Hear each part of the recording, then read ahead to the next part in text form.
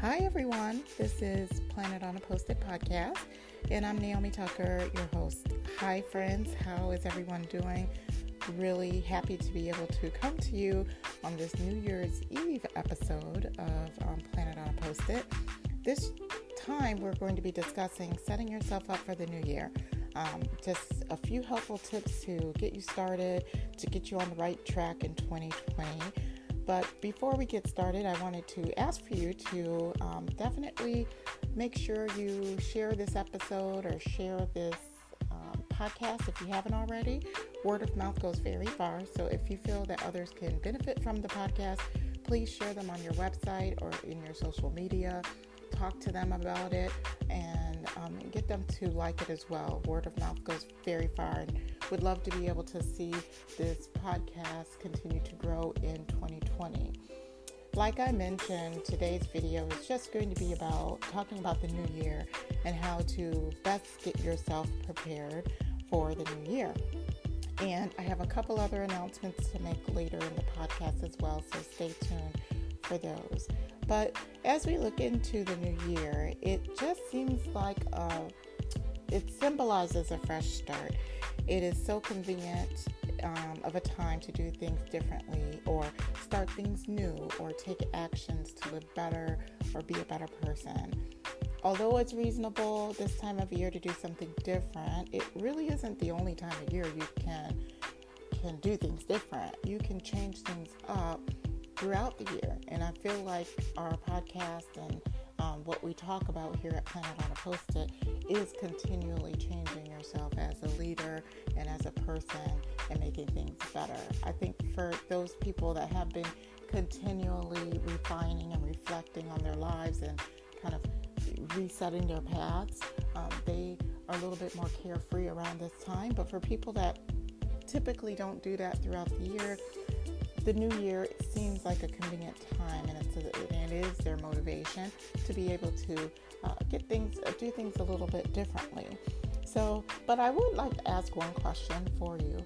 Is the time of year your only motivation, though, for starting new things and doing something different? Take a moment really to come to terms with why you're doing what you're doing, whether it be in your work or in your home or your personal life, with your friends. We always should really know what the root cause is of why we want to change directions. I've written several blog posts on the new year, how to get ahead of it, prepare yourself for it, how to get through it. Perhaps a few of those I'll hyperlink for you. But this podcast, I really wanted to talk a little bit about motivation and what your motivation is. So what is your motivation? Where do you get your motivation from? And those are some couple of questions that it might be useful for you to figure out. Sometimes our motivation comes through different areas. For example, perhaps you want to get healthier, and the reason is because you had some health complications and it was scary for you and you don't want to be in that position anymore. If so, why were you scared? Really dig a little deeper into that. And what the reason is for you to be your motivator, because when you really come face to face with some of the things that motivate you, it really helps that task or that change to definitely hold true through the new year. If the time of year is your motivation, then sometimes as we go on through that time, we get into February and we get into March, all of a sudden we're losing our motivation, because you know what? The whole euphoria around the holiday of the new year is gone. So therefore we're just done. We're no longer going to do those things anymore. But if you know what that true motivator is, then that usually can help define your actions. So definitely get ahead of that. Think about your motivation, and if there is something that you can tie it to other than the new year. Let your motivation force be pure. And when you know that, then you could go for it. So wanted to talk a little bit about going into the new year clutter-free. So note, there are all types of clutter. There are physical clutters, meaning, you have some papers maybe on the ground, or, your countertop maybe has some bills that you haven't taken care of. You have that type of clutter. But you also have clutter that goes on in your mind space. And I feel like both of them do somewhat of a delicate dance. I know definitely for me, if my house is a little bit more cluttered, then I am not able to think as clearly. And when I'm able to get things a little bit more clean, for some reason, that makes me feel good in my mind. So I really do feel like they definitely are, they do a delicate dance and they're related. So if you do have a lot of clutter in your mind, it can be very, very hard to live, a clutter-free life.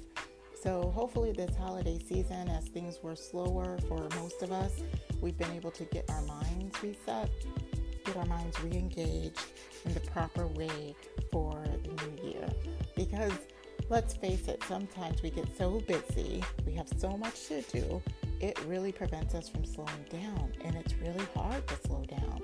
Have you ever had a time where you tried to slow down and you've tried to just sit in nothingness, sit in no type of sounds going around at all? Sometimes it's hard to sit like that because your mind ends up focusing on those bills you have to do, that project you have to do for work.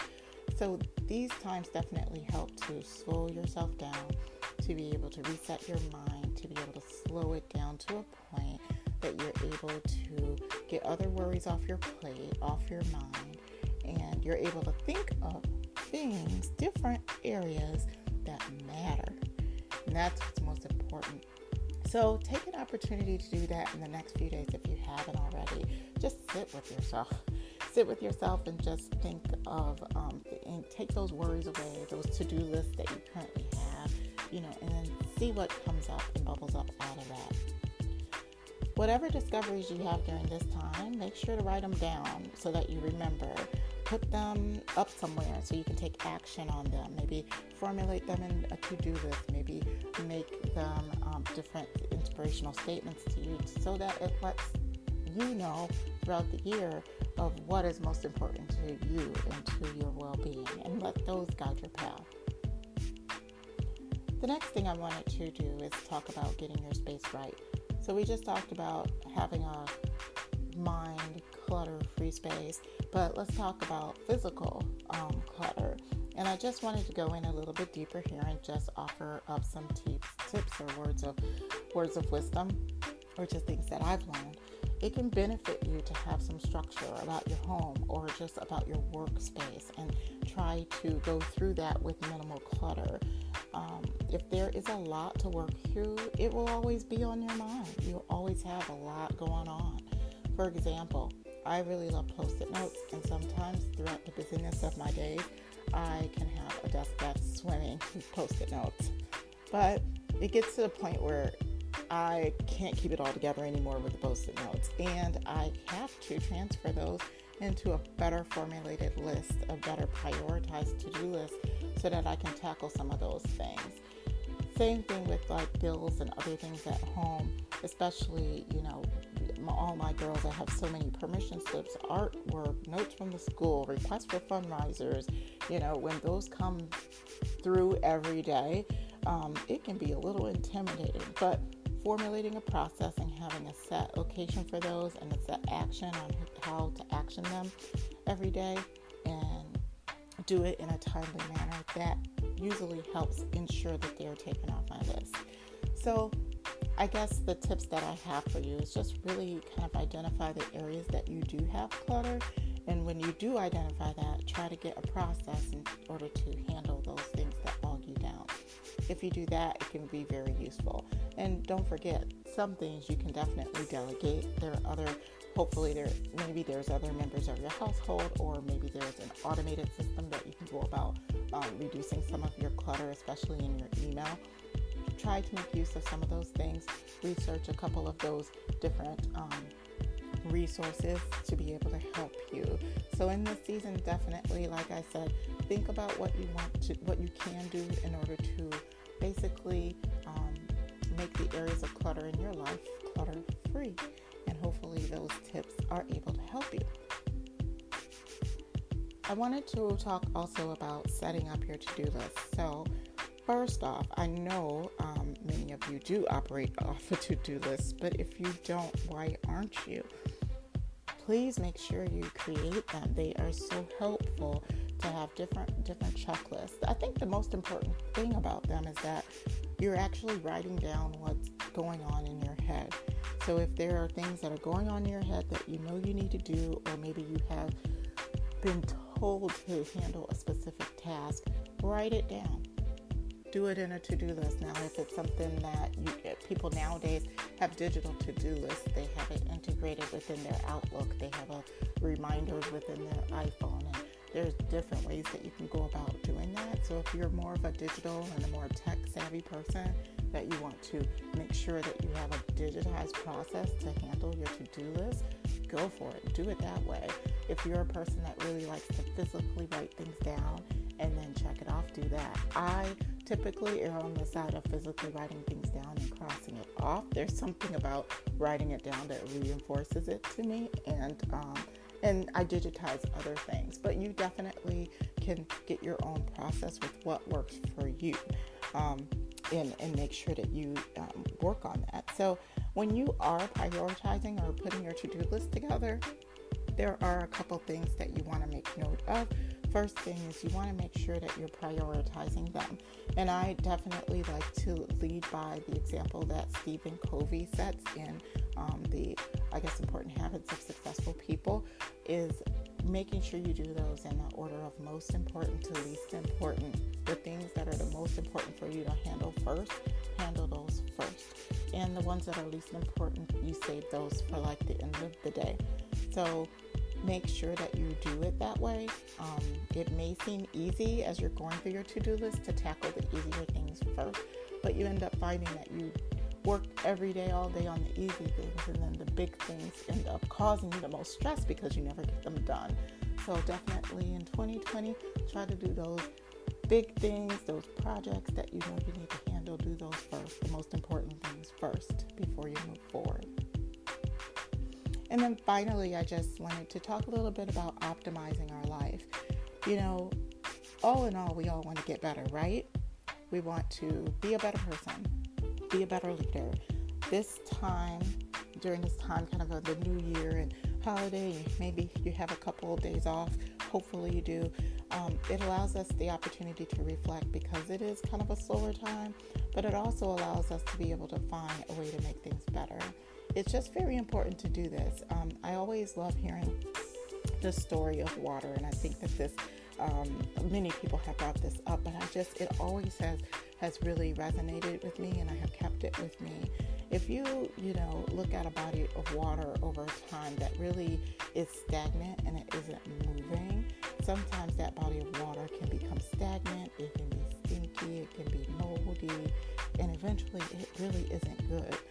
Water like that is something that you just do not want to drink, right?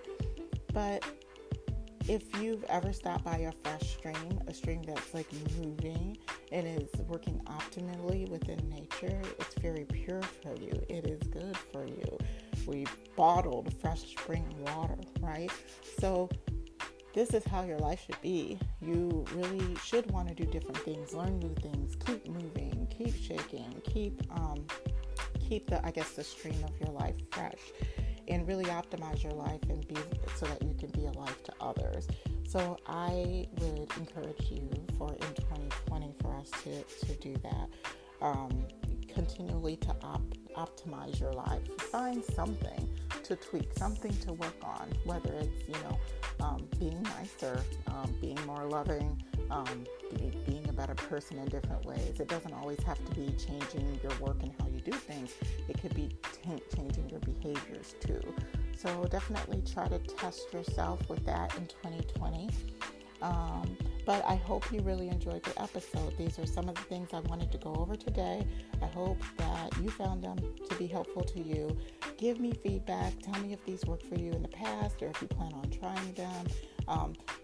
I think I've presented some ideas that maybe have been around before, but definitely let me know if they are helpful. Again, I would love it if you share these with others, what you think and make sure that they share it too. It's all about word of mouth that will build this platform. I'm really looking forward to 2020 and what 2020 brings. As you set your goals for 2020, I hope you consider joining me for a book club that will discuss these things. For those of you that don't know, I have a book club that we do maybe every couple of months. We started this in 2020. It did go really well, and I'm really looking forward to continuing. We started it in 2019, and it really went well, but wanting to continue it in 2020. And we're going to jump into an oldie but goodie book. The book is Boundaries for Leaders by Henry Cloud. Many of you probably know about Boundaries, the book Boundaries by Henry Cloud, and that's a world-renowned book, sold millions of copies. But this one's a little bit more tailored to leaders, which is what we do here at Planitonapostit, really focusing on leadership. So wanting to really delve deep into that book and really start to help us in terms of like what our goals are, what our results are going to be. And I'm hoping that this book really just kind of helps level set things for moving forward in 2020. So we're looking at February 12th is a Wednesday for this book. Definitely, if you haven't picked up a copy or you don't have it around, make sure you go out and get a copy of the book. I believe it's also an ebook, so you can get it in a digitized format as well in order to save you time. And don't forget the power of Audible or any type of like audio book. Make sure to download it that way. If you don't have the time to actually read a physical book, play it in your car every day. And you know what? Come prepared for the conversation in February, and we're really looking forward to that. Finally, I do have some helpful articles that might be of use for you in the new year. So one of them is getting your workspace together for the new year, 5 ways to prepare your workspace for the new year. I did share some of those today, but this article definitely goes through some more detail for those of you that like to read. And then also there has been another blog post about 4 actions you must take to prepare yourself in the new year. That article really goes through the Rework Your Work Life worksheet that I have, and it goes through the 4 R's of balance. And you will really like that. Why don't you I'll hyperlink that for you to take a gander. And then you can also combine that with the Rework Your Work Life worksheet. I did revamp it in late this year, and it is available for you. It's a workbook, and it can help you as you get through the remainder, just get through resetting yourself for 2020. So definitely take a look at that. So as I'm stumbling over with my words here, I feel like we have wrapped up. Again, share this episode. I really enjoyed coming to you on this New Year's Eve. Wishing you a happy new year and the best in 2020. And just definitely looking forward to bringing you some more amazing episodes and amazing content here at Planitonapostit in 2020. So cheers to the new year. We will talk to you all soon. Bye.